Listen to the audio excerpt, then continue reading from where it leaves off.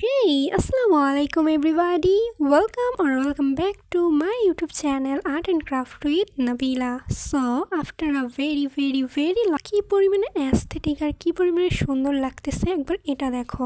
এটা যদি তুমি তোমার ঘরে রাখো নিঃসন্দেহে তোমার ঘর যতটা সুন্দর তার থেকে আরো অনেক বেশি পরিমাণে সুন্দর দেখতে লাগবে। তো আমি ভাবলাম এই সুন্দর ক্যান্ডেলগুলো আমরা টাকা খরচ করে বাইরে থেকে না কিনে বাড়িতেই খুব সহজে বানিয়ে ফেলতে পারি। তো চলো দেখা যাক আমি এই ক্যান্ডেলগুলো কীভাবে বাড়িতে অনেক ইজিলি এবং অল্প সময়ের মধ্যে বানিয়ে ফেলেছি। তো প্রথমে আমি নিয়ে নিলাম গরম পানি একটা বোলের মধ্যে।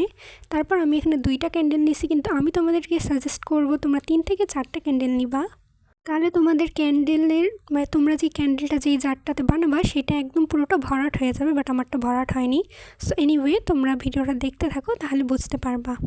সো আমি এখানে ক্যান্ডেলগুলোকে একটু ভেঙে ছোট করে দিচ্ছিলাম যেন ক্যান্ডেলগুলো একটু গলতে বেশি সময় না নেয়, খুব সহজে যেন এগুলো একদম গলে যায়। সো আমার ভয়েসটাকে তোমরা একটু ইগনোর করো, কজ আমার আবার ঠান্ডা লেগে গেছে।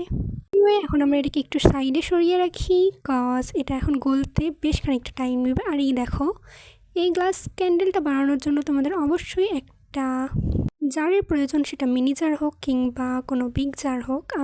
আমি তো সাজেস্ট করবো যে তোমরা এরকম লিটিল জারই নিও, কজ এরকম লিটিল জারে বানালে সবচেয়ে বেশি পরিমাণে সুন্দর লাগবে। আর এই দেখো এদিকে আমাদের ক্যান্ডেল একদম গলে গিয়েছিল, আর তারপর আমি এটাকে জারের মধ্যে দিয়েছিলাম, আর মাত্র 1 থেকে 2 ঘন্টার মধ্যে এটা প্রপার শুকিয়ে গিয়েছিল, মানে জমে গিয়েছিল। ইয়ার আমি কি বলতেছি। যাই হোক, আমার কোনো হলে আমায় ক্ষমা করে দিও প্লিজ। সো যাই হোক, আমি এখানে একটু কেটে দিচ্ছি উপরের থেকে, কজ আমার মনে হচ্ছে দড়িটা একটু বেশি বড় হয়ে গিয়েছে। অ্যান্ড এই তো আমি আশা করি তোমাদের কাছে এই জিনিসটা বানানোর আইডিয়া এবং যে প্রসেস সেটা অনেক বেশি সহজ লাগবে। আর দেখো তো এই ক্যান্ডেলটা যেরকম হয়েছে সেই ক্যান্ডেলটা থেকে আমার ক্যান্ডেলটা কোন দিক দিয়ে কম সুন্দর বা কম অ্যাস্থেটিক লাগতেছে?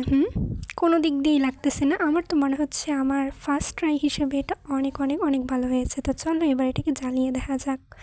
তো তোমরা এখন এই ক্যান্ডেল জ্বালানোর পরে যেই অ্যামেজিং সিনারি সেটা উপভোগ করতে থাকো। বাই।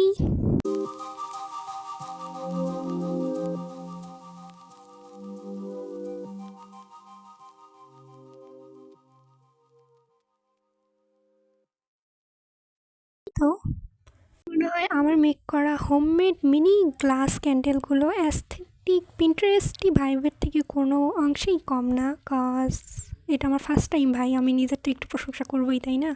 সো এনিওয়ে এটাই ছিল আমার আজকের মিনি অ্যাস্থেটিক গ্লাস ক্যান্ডেল বানানোর একটা video. Hope you all like it, and if you are, don't forget to like this video, comment and subscribe. Allah Hafiz.